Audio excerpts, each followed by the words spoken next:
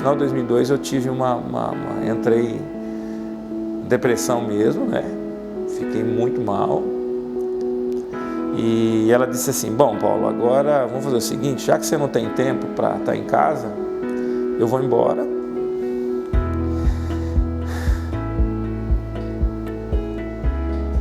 Meu pai continuava dependendo de lavoura, continuando nessa época só com café. A gente não tinha condição mesmo. E eu quebrei e voltei para a roça, para a tristeza minha e do meu pai.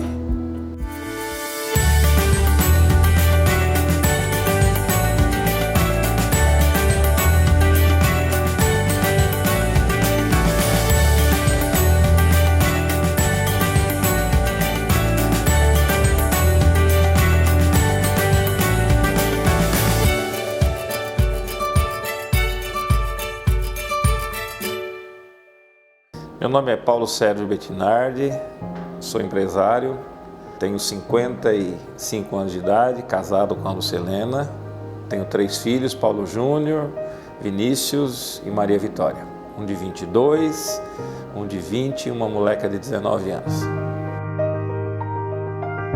Eu fui criado numa cidadezinha chamada Irapuru, na zona rural, divisa com Pacaembu.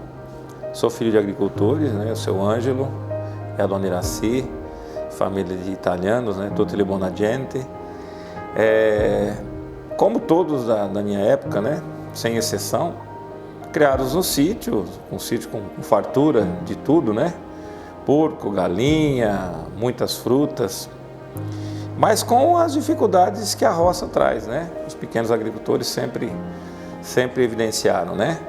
Pouco dinheiro, dependia de uma roça que era plantada, praticamente um ano a gente mexia com gado e mexia com café. Então sempre foi uma vida assim, de fartura, como diz meu pai, né? Dessas coisas que existem no sítio, de galinhas, de porcos, né? De uma planta que você tem ali, né? Mas com muita falta de dinheiro, né? Mas fomos bem criados, né? Meu pai é o grande exemplo da minha vida.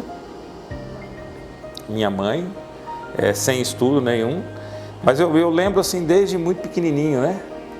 Meu pai sempre trabalhou muito, eu e minhas 2 irmãs, tenho 2 irmãs, eu sou caçula, falou, olha, eu não quero essa vida para vocês, eu quero que vocês estudem, né? Desde muito pequeno, estudem. Então a gente, com 7 anos, a gente era despertado, eu lembro até hoje, por um programa de rádio chamado Zé Bétio, e a gente acordava às 5 horas da manhã, a mãe já tinha preparado o café, preparava um leite batido com gemada, e a gente ia para a escola. Ia a pé, isso todo mundo fazia, né, 3 quilômetros a pé. Eu fui um garoto muito doente, tá? Assim, então, meus pais contam, né, que como eu fui muito doente, eu acabei sendo muito mimado também, né? Então eu tive um problema de um diagnóstico errado de um médico, né? E o meu coração ele teve um aumento substancial e eu tinha que fazer viagens para São Paulo a cada 6 meses. E essas viagens de trem para São Paulo marcaram a minha vida, assim. Primeiro que meus pais estavam comigo, as minhas irmãs. Por isso que eu tenho um respeito assim pelo meu pai, um orgulho do meu pai, porque a gente vivia da roça, meu. Você imaginou você largar tudo para ir para São Paulo com o teu filho, no Hospital das Clínicas, e a gente ia junto. E ali, cara, eu lembro até hoje, aqueles vagões de trem, 14 horas aqui para São Paulo, marmita que se levava para comer, e os pais até viajavam de noite, porque não tinha dinheiro para ver se a gente dormia, né, para não ficar pedindo, porque tudo que passava eu queria comprar, né? Eu não tinha dinheiro para tudo isso. A primeira empresa, ela surge a partir do curso que eu fiz, né? Antes disso, no estágio da minha universidade, eu consegui um trabalho. Quando eu cheguei na Puru com 14 anos, a gente foi trabalhar em armazém, entregava gás, essa coisa toda. Já comecei a ter meus primeiros contatos com, naquela época, supermercados, que na verdade eram mercearias, onde você ficava atrás do balcão e as pessoas vinham comprar os produtos, né? E ali a gente começou a ter contato com o público, onde eu percebi que a minha vocação era totalmente comercial. Dali, quando eu ingressei na universidade, com 18 anos, com 19 anos surgiu a oportunidade de uma bolsa para se trabalhar na Caixa Econômica Estadual. onde eu me apaixonei pelo trabalho, mas onde eu passei por todos os trabalhos da agência. Aí voltou a vocação comercial, né? Eu era um garoto de 19 anos que fazia visitas junto com o gerente na zona rural para fazer captação de novos clientes. Com quase 20 anos, eu recebi para mim, até então, naquela época, a pior notícia da minha vida. Eu estava na Caixa como bolsista, tinha um sonho, como jovens da minha idade, de ter um emprego estável. Então, nessa época, eu fiz vários concursos, passei no concurso da Caixa Econômica Estadual, passei no concurso do Banespa, passei no concurso da Caixa Econômica Federal e disse assim: Deus, bom, agora eu estou sossegado, eu vou conseguir aquilo que meu pai sempre disse que nós estudássemos. Eu estou estudando, agora vou arrumar um emprego estável e agora, né, eu estou sossegado. E ali eu continuei trabalhando, esperando esse concurso chamar, até que um dia os 2 gerentes da agência me chamaram e disseram assim: Paulão, senta aqui na nossa mesa aqui. E aí eu perdi o emprego, filha. E aí eu estava, nessa época eu já estava no 3º ano de faculdade e eu fiquei sem saber o que fazer. E até hoje o concurso não chamou, né? E aí eu fiz uma coisa muito triste que meu pai não queria, eu tive que voltar para o sítio. Quando eu terminei a minha universidade, eu falei: não, eu vou montar agora a primeira oportunidade para montar a minha primeira empresa. E aí eu fiz meu primeiro assim, investimento, né? Eu falei: bom, agora eu preciso aprender mais. Eu saí, tenho um diploma, conheço alguma coisa de contabilidade, mas eu preciso de mais informações. E naquela época, nós estamos falando em mais de 30 anos atrás, né? Então esquece rede social, celular, essa coisa não existia. Então todo o conhecimento que a gente adquiria era através dos livros, né? E aí eu comprei uma coleção de livros que eu nem me lembro o nome. E aquela coleção de livros me quebrou. Eu tive dificuldade para pagar, aqueles clientes que vieram, me disseram que viriam para a minha empresa, não vieram. E eu, um garoto já de quase 21 anos, tinha conta no Banco do Brasil, cheque ouro especial, quebrei. E aí nessa época eu tinha uma corrente de ouro muito linda, o papai me deu, né? Aquilo era normal, o ouro, eu usar correntes de ouro naquela época. E eu peguei minha corrente e vendi para uma prima minha. Deixei meu pai muito triste, ficou bravo comigo na época. Pô, por que você fez isso? Falei: papai, eu fiz isso porque eu sei que você não tem. Meu pai continuava dependendo de lavoura, continuando nessa época só com café. A gente não tinha condição mesmo. E eu quebrei e voltei para a roça. Nós nascemos de uma sorveteria. A gente continuava atendendo sorveterias. E aí eu falo da questão do planejamento e gestão. A maioria das pessoas começa um negócio sem ter exata ideia do que vai acontecer. Nesse aspecto que ela fala: não, eu planejei ser grande, eu planejei atender 50 países, exportar. Eu acho que quando você começa muito pequeno, o primeiro momento é sobreviver e ir crescendo, né? É sobreviver e ir crescendo. E aí quando você não tem a gestão, você acaba desviando recursos, você acaba imobilizando recursos, foi o nosso caso. Quando a gente foi para o supermercado, nós fomos obrigados a imobilizar recursos. Nós atendimos, outro erro, toda a nossa venda estava concentrada em um único nicho, que era sorveterias. E o sorveteiro, não todos, tá? Melhorou muito isso, não tinha muito essa questão de gestão. Empresas familiares, no verão ia muito bem, mas quando chegou no inverno, então eu tive em 2002 para 2003, um prejuízo de quase R$1 milhão. E aquilo me fez... Hoje eu sei que esse Deus que eu confirmo na minha vida sempre, ele me falou assim: eu vou empurrar a vaquinha aqui, que são as sorveterias, que você falou que você queria vender para supermercado. Você tem uma marca para supermercado, já criou a marca, você tem aceitação do produto, mas você quer continuar vendendo na sorveteria, você vai ter que começar a se mexer, né? E aí ele empurrou a vaquinha. E todo esse tempo de aprendizado, muita gente boa passou pela minha vida, então eu tenho gratidão. Você viu que eu já falei do Mário, já falei dos meus pais, eu tenho muita gente boa que me ajudou, muita gente. E até aqueles que não foram tão bons dentro da história dessa empresa, mas eu tenho muita gratidão porque deixou sempre alguma contribuição do que fazer e de como não fazer. Até quando me perguntam, Paulo, o EPA, de onde que veio esse nome? Né? O EPA. Eu falo, olha, a única coisa que eu posso dizer, nós queríamos um nome assim pequeno, EPA, porque a gente tinha o sonho de ir para supermercados. E fosse um nome assim fácil, sabe, uma interjeição, EPA. Quando nós fomos fazer o registro da marca, nós não conseguimos fazer o registro da marca, né? Falei, puxa vida, e agora? Aí um outro grande amigo, João Flores, nessa época prestava serviço para a Funada, conversando um dia, através de um outro amigo em comum,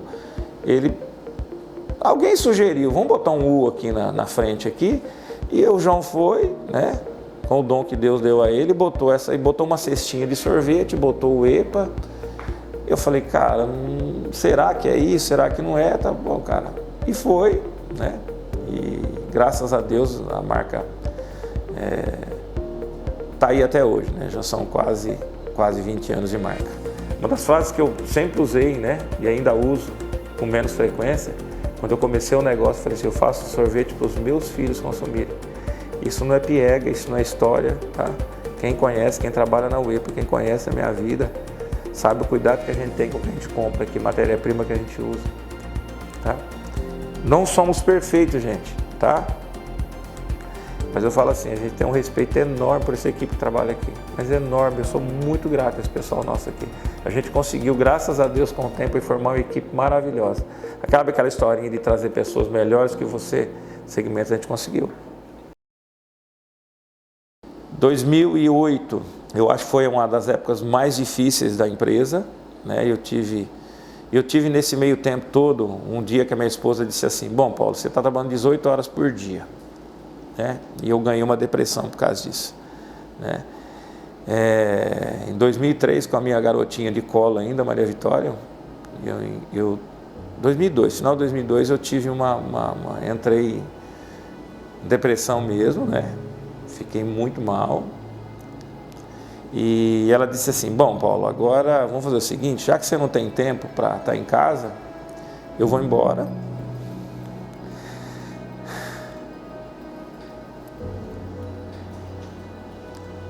Eu vou levar os nossos filhos, e quando você tiver tempo, você vai lá, né? Aí eu entrei em parafuso mesmo, né? Fiquei mal, graças a Deus ela não foi, né? Outras situações que a gente teve que ajustar, né?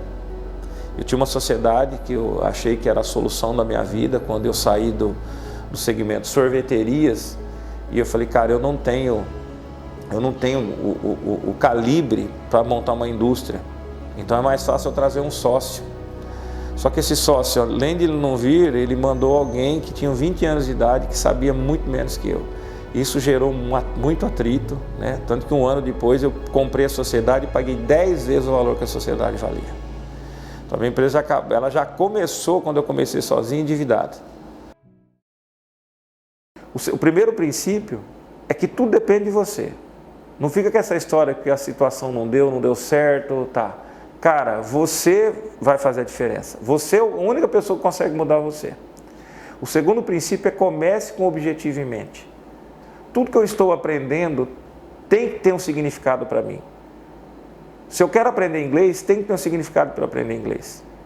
Se eu estou aprendendo sobre gestão, tem que ter um significado para gestão. Cara, agora se você aprende tendo um negócio, você está empreendendo no teu negócio. Cara, você está aprendendo para usar no teu negócio. Você tem que fazer isso com todo o amor do mundo. Sem objetivo, vou fazer porque talvez um dia seja importante. Eu recomendo para aquele que não gosta de ler, tudo bem, você pode ler qualquer coisa.